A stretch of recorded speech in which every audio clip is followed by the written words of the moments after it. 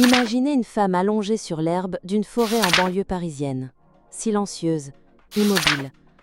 Une bouteille de vodka vide à ses côtés, des médicaments dispersés autour d'elle comme un chapelet tragique.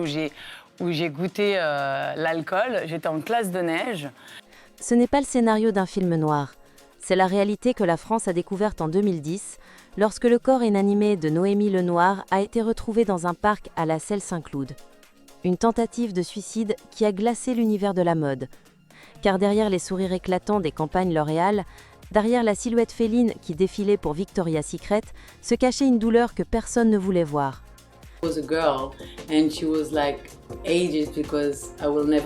Noémie n'était pas seulement belle, elle était cette rare alchimie entre grâce sauvaille, charisme brut et regard mélancolique.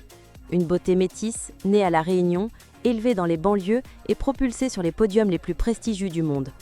Mais être l'exception dans un monde aux règles impitoyables a un prix.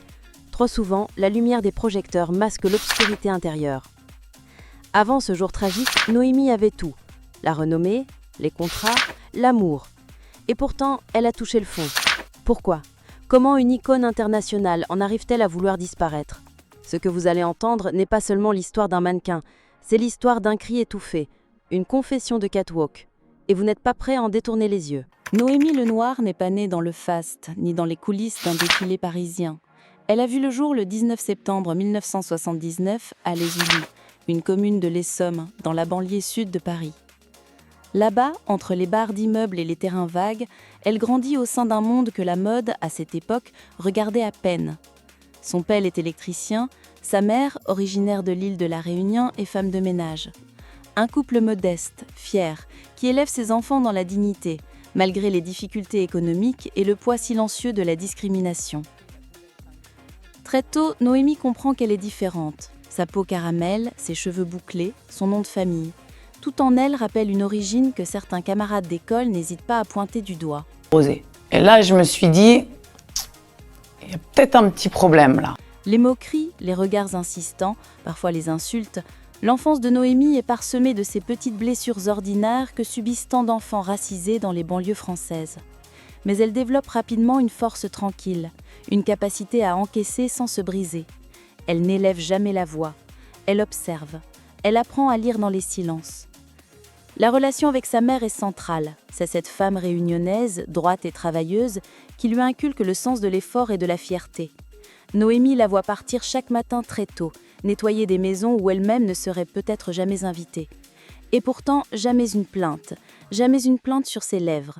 Cette dignité silencieuse deviendra le socle moral de la jeune fille. Mais en même temps, un conflit intérieur commence à grandir, entre l'envie de s'élever, de fuir ses murs gris et la peur de trahir ses origines.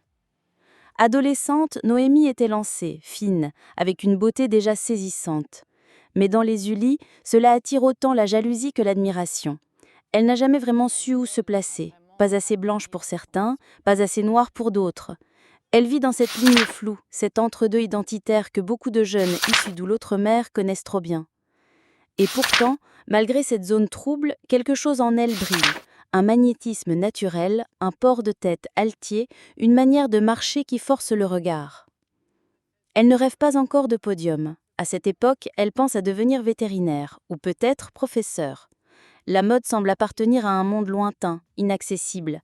À la télévision, elle voit des femmes blondes, minces, aux traits nordiques, aucune ne lui ressemble. Et puis il y a ce sentiment diffus, ce n'est pas pour moi. Personne autour d'elle ne travaille dans la mode. Personne ne lui parle d'agence ou de photographe. Ce n'est pas un manque d'ambition, c'est simplement l'absence de modèle auquel se raccrocher.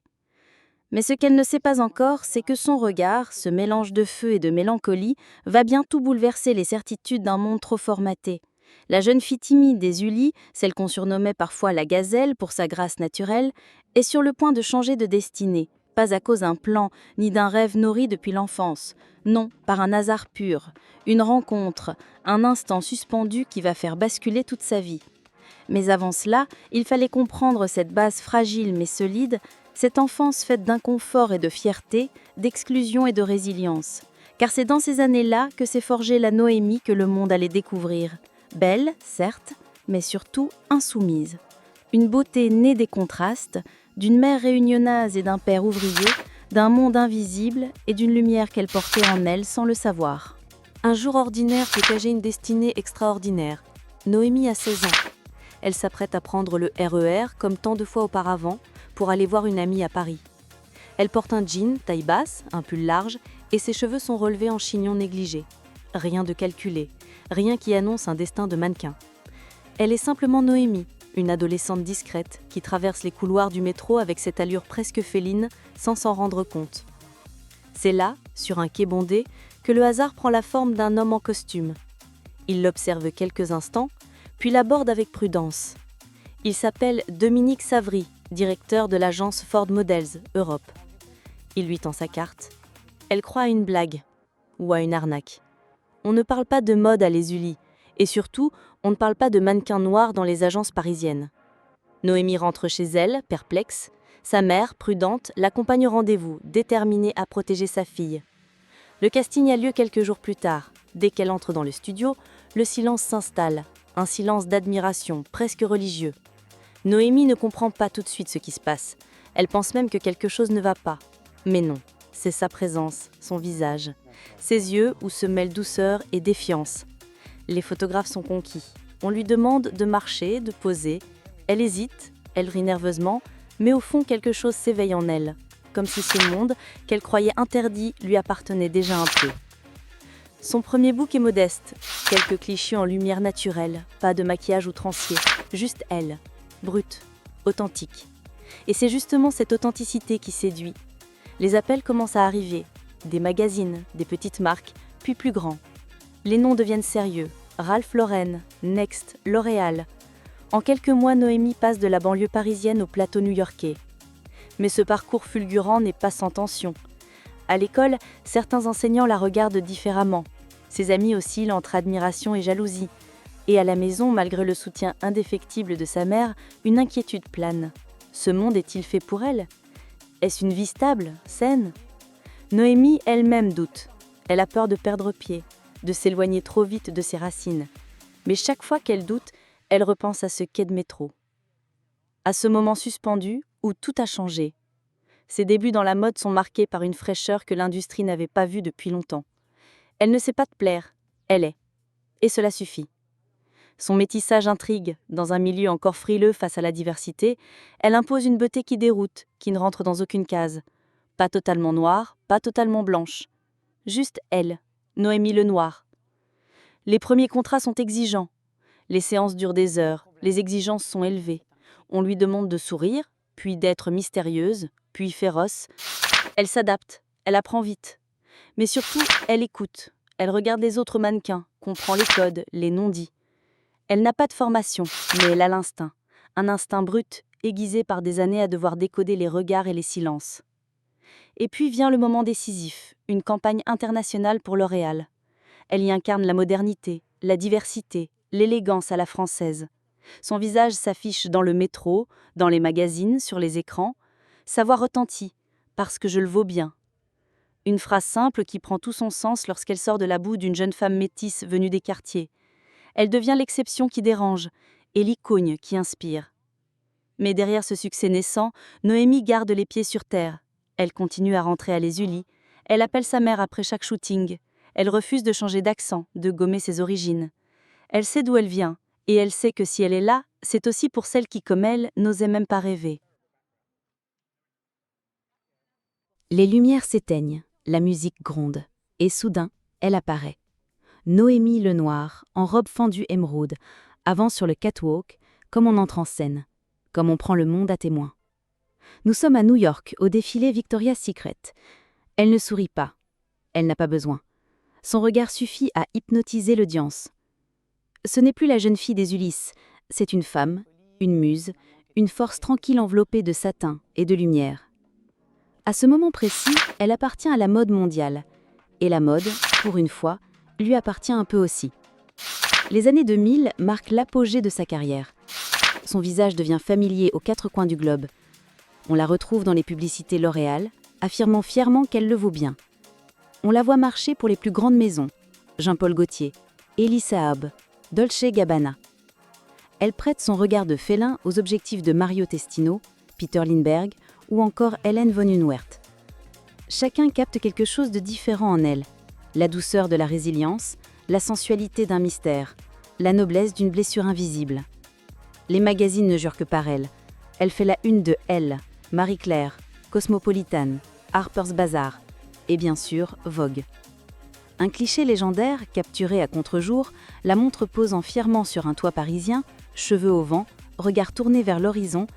Ce n'est pas juste une photo, c'est un manifeste, une déclaration de présence. Une femme noire, métisse, dans un monde où l'on attend encore des explications sur sa légitimité. Elle ne demande rien. Elle est là, et cela suffit. Mais ce qui distingue Noémie, ce n'est pas seulement sa beauté photogénique, c'est sa manière d'habiter l'espace. Sur les podiums, elle ne marche pas, elle raconte. Chaque pas est une intention, chaque regard est une phrase. Une journaliste de Libération écrira un jour « Quand Noémie défile, c'est comme si elle écrivait une lettre silencieuse au monde entier ». Les créateurs l'adorent. Jean-Paul Gaultier dira d'elle « Noémie est un poème qui bouge ». Même Karl Lagerfeld, pourtant avare en compliments, la désigne comme l'une des rares à posséder cette élégance instinctive que Paris a perdue. Elle n'est pas une copie, elle n'est pas une mode, elle est un souffle unique. Ce succès, Noémie le vit avec intensité, mais aussi avec pudeur. Elle refuse les excès. Elle ne s'affiche pas dans les soirées trop bruyantes. Elle fuit les paparazzis. Elle préfère les dîners calmes, les moments entre amis, les retours à la maison où elle peut enfin ôter les talons et redevenir la fille de sa mère. Son cercle se resserre, mais devient plus solide. C'est à cette époque qu'elle rencontre Claude Makélélé, footballeur star de l'équipe de France. Leur relation passionnée attire l'attention des médias. Ensemble, ils ont un fils, Kélian, qui devient rapidement le centre de son univers. Être mère la transforme. Elle continue à poser, à défiler, mais son regard change. Elle veut plus de contrôle, elle veut être actrice de son image, plus seulement un support. Elle commence alors à explorer d'autres horizons. Le cinéma lui tend les bras. Elle tourne dans quelques films français, notamment Astérix aux Jeux Olympiques, où elle donne le réplique à Clovis Cornillac et Gérard Depardieu. Elle n'a pas peur du ridicule, elle veut s'amuser, elle veut apprendre, elle veut surtout exister en dehors des dictats de la mode. À cet instant, tout semble possible. Noémie Lenoir est au sommet, entourée d'admiration, de contrats, d'opportunités. Mais dans l'ombre, une fatigue silencieuse s'installe, une latitude que même les projecteurs ne peuvent masquer. Elle sourit, mais ses yeux brillent d'un éclat plus d'ombre. Quelque chose se fissure, quelque chose s'effrite. Mais pour l'instant, personne ne le voit. Le monde, lui, continue de l'applaudir, sans savoir qu'elle, à l'intérieur, commence doucement à vaciller. Dans un monde où l'on attend des mannequins qu'elles se plient sans bruit aux exigences des marques, Noémie Lenoir n'a jamais appris à baisser les yeux. Son élégance, elle l'a portée haut, mais toujours avec cette pointe d'ironie, comme pour rappeler qu'elle n'était pas là pour obéir. Dès le début de sa carrière, elle comprend que sa couleur de peau est à la fois son atout et son étiquette. On l'encense pour sa beauté exotique, on la met en avant pour la diversité, mais les coulisses racontent une autre vérité. Peu de contrats longue durée, peu de place en couverture, et toujours cette impression d'être tolérée, jamais pleinement célébrée. Noémie aurait pu se contenter de sourire et de capitaliser sur l'image que l'industrie avait façonnée pour elle. Mais elle a choisi autre chose, résister. Elle refuse de se faire lisser les cheveux pour plaire aux standards. Elle dit non aux éclaircissements de peau que certains agents, à peine voilés, lui suggèrent en coulisses. Elle garde ses boucles, son accent, ses racines réunionnaises. Elle sait que ses refus lui coûtent des campagnes, mais elle s'y tient. « Je ne suis pas un fantasme tropical, je suis une femme française, point ». Cette phrase, elle la lance un jour dans une interview, avec cette fermeté tranquille qui force le respect. Loin d'être une simple égérie, Noémie devient une voix. Lorsqu'on l'interroge sur le manque de diversité dans la mode, elle ne se contente pas de banalité. Elle parle de quotas, de symbolisme hypocrite, de l'épuisement de devoir toujours représenter. On ne demande jamais aux mannequins blanches d'être des porte-drapeaux. Pourquoi est-ce à nous de tout porter, dit-elle un jour à la télévision. Ce courage de nommer les choses lui vaut autant d'admirateurs que de détracteurs. Mais elle ne cherche pas l'approbation, elle cherche la vérité. C'est aussi dans sa vie privée qu'elle refuse les rôles imposés. Après sa séparation avec Claude Makélélé, elle choisit d'élever son fils seule. Elle rejette les couvertures de magazines People qui veulent capitaliser sur sa rupture. Elle décline les invitations au plateau qui veulent en faire une femme abandonnée. Non, elle ne sera pas un stéréotype. Elle est mère, elle travaille, elle tombe parfois, mais elle se relève, toujours. Son fils devient son ancre, son refuge, son moteur. Elle l'évoque avec pudeur, mais chaque mot qu'elle dit sur lui est chargé d'un amour viscéral. Professionnellement, elle ralentit volontairement le rythme. Elle refuse certaines campagnes trop retouchées, trop stéréotypées. Elle préfère les projets humains, sincères, même moins rémunérateurs. Elle devient marraine d'associations pour les jeunes des quartiers, soutient des causes liées à la santé mentale, bien avant que cela ne devienne tendance. Elle ne cherche pas à plaire, elle cherche à exister pleinement, à sa manière. Son engagement culmine en 2009 lors d'une tribune qu'elle publie dans un magazine féminin majeur. Intitulée « Trop belle pour souffrir », elle y dénonce le mythe de la femme parfaite et heureuse parce qu'elle est belle. Elle y raconte les angoisses nocturnes, la pression constante, le sentiment de n'être qu'un produit. L'article fait l'effet d'un électrochoc. Pour la première fois, une top modèle en activité ose briser le silence sur l'envers du décor. Noémie devient un symbole malgré elle. Un symbole de résistance douce, de beauté qui ne s'excuse pas, mais qui interroge. Elle prouve qu'on peut être visible sans être docile, qu'on peut exister autrement, et surtout qu'il n'y a pas qu'une seule manière d'être femme dans la mode. Cette posture lui coûte des contrats. Certaines marques frileuses la trouvent compliquée, mais d'autres, plus audacieuses, l'embrassent. Elle collabore avec des créateurs indépendants, défile pour des causes, participe à des documentaires.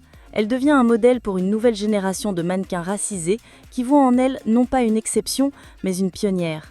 Noémie n'a jamais crié, elle a simplement tenu bon. Dans un monde qui préfère les silhouettes dociles, elle a tracé sa propre ligne. Une ligne sinueuse, imparfaite, mais vraie. Et c'est cela peut-être son plus grand acte de beauté. Le 9 mai 2010, un promeneur découvre une silhouette immobile dans un parc de Lasselle-Saint-Cloud. Le corps est étendu dans l'herbe, entre ombre et lumière. À ses côtés, une bouteille d'alcool vide, des comprimés éparpillés, un téléphone silencieux. Cette femme, c'est Noémie Lenoir. Et ce moment marque un basculement brutal. En quelques heures, la nouvelle fait le tour du monde, la top modèle française a tenté de se suicider. Les médias s'emballent, certains compatissent, d'autres jugent, tous scrutent. Mais derrière les titres racoleurs, peu prennent le temps de comprendre. Car cette chute, soudaine en apparence, est en réalité le fruit d'une lente érosion. Depuis plusieurs mois, Noémie allait mal. Ce n'était pas un cri, mais un effritement. Une fatigue sourde, une perte de goût, un angoisse tapie dans le quotidien. Après sa séparation avec Claude Makélélé, la jeune femme s'est retrouvée seule avec leur fils. Elle jonglait entre les shootings, les déplacements et son rôle de mère. Et comme tant d'autres femmes, elle a tenté de tout porter. Mais il y avait plus, un vide, un épuisement psychique que ni la beauté ni la notoriété ne pouvaient combler. La mode, avec ses horaires démentiels, ses exigences absurdes et son culte du silence, n'offre que peu d'espace à la fragilité, et encore moins aux femmes racisées. Quand Noémie commence à s'éloigner, à refuser certains contrats, à parler de burn-out, certains la trouvent capricieuse, d'autres remplaçable. C'est la règle du jeu. Il faut briller sans faillir. Et quand on tombe seul. La tentative de suicide de Noémie choque, non parce qu'elle est rare, mais parce qu'elle est publique. La presse people s'en empare. Certains titres vont jusqu'à publier des photos d'elle sur un brancard, floutées mais reconnaissables. On parle d'overdose, de drame sentimental, de femmes fragiles. On réduit, on simplifie. On oublie l'essentiel, il s'agit d'un appel au secours. Dans les jours qui suivent, elle reste hospitalisée, protégée des caméras. Elle refuse les interviews, elle garde le silence. Ce silence, certains le perçoivent comme un aveu, d'autres comme une force. En réalité, c'est une forme de survie. Pour la première fois depuis longtemps, Noémie n'a rien à prouver. Elle veut simplement respirer. Loin des podiums, elle entame un chemin long et difficile, celui de la reconstruction. Thérapie, repos, présence de ses proches et surtout son fils. Il devient son ancrage, sa raison de se lever. Dans une rare déclaration, elle dira quelques mois plus tard « J'ai touché le fond, mais en regardant mon fils, j'ai su que je devais remonter. » Elle quitte temporairement le monde de la mode. Certains pensent qu'elle a disparu. En réalité, elle s'est retirée pour se retrouver. On la voit parfois dans les rues de Paris, casquette vissée sur la tête, sans maquillage, tenant la main de Kellyanne. Plus femme que mannequin, plus vivante que jamais. Mais l'ombre reste. Cette période laisse des traces. Elle refuse les plateaux télé, elle évite les soirées, elle se méfie des journalistes. Dans un monde où tout va vite, elle choisit la lenteur. Dans un monde où tout s'affiche, elle choisit la pudeur. Malgré cela, quelques rares marques la rappellent. Des créateurs sensibles, respectueux, qui comprennent qu'elle n'est pas l'ex-mannequin en crise, mais une femme puissante, en reconstruction. Elle accepte certains projets, elle revient, doucement, sans tambour ni trompette, juste elle dans sa vérité. Ce retour discret n'est pas un comeback, c'est un choix de vie. Noémie ne veut plus appartenir à un système qui l'a broyée. Elle veut créer à son rythme, parler quand elle le décide, exister autrement. Elle commence à écrire, à dessiner, à méditer. Elle explore d'autres formes de beauté, celles qui ne se voient pas, mais se ressentent. Son compte Instagram, ouvert des années plus tard, en est le reflet. Pas de pose glamour, pas de filtre étincelant, mais des moments de tendresse, des pensées intimes, d'équitation sur la force intérieure. Elle ne cherche plus à séduire, elle cherche à être en paix. Le monde de la mode, lui, est passé à autre chose. D'autres visages ont pris la lumière. Mais dans les coulisses, dans le cœur des femmes qui ont souffert en silence, Noémie reste un symbole. Pas celui de la chute, mais celui du courage de dire stop. Noémie Lenoir n'a jamais cherché à devenir une légende. Et pourtant, elle en est une, mais d'un genre rare, discret, indomptable. Elle n'a pas laissé derrière elle une marque ou une ligne de parfum. Elle a laissé autre chose, une faille humaine dans un monde de surface, une parole sincère dans un univers de faux semblants. Elle a ouvert une brèche dans laquelle d'autres femmes ont pu s'engouffrer. Des jeunes filles métisses qui, en la voyant défiler pour L'Oréal ou Victoria's Secret, ont compris qu'elles aussi pouvaient exister au centre et non plus en marge. Des femmes brisées qui, en entendant son silence après sa tentative de suicide, ont su qu'elle n'était pas seule. Et tous ceux qui ont un jour senti le vide les frôler ont vu en elle une survivante, pas une victime. Aujourd'hui, elle vit loin des flashs, mais son image plane toujours. Elle nous a appris que la beauté pouvait être un combat, que le succès n'est rien sans l'ancrage et que parfois, disparaître un temps, c'est se retrouver pour mieux exister. Alors peut-être que la vraie question n'est pas « Pourquoi Noémie Lenoir a-t-elle disparu ?», mais plutôt « Le monde de la mode aurait-il été prêt si elle apparaissait aujourd'hui ?»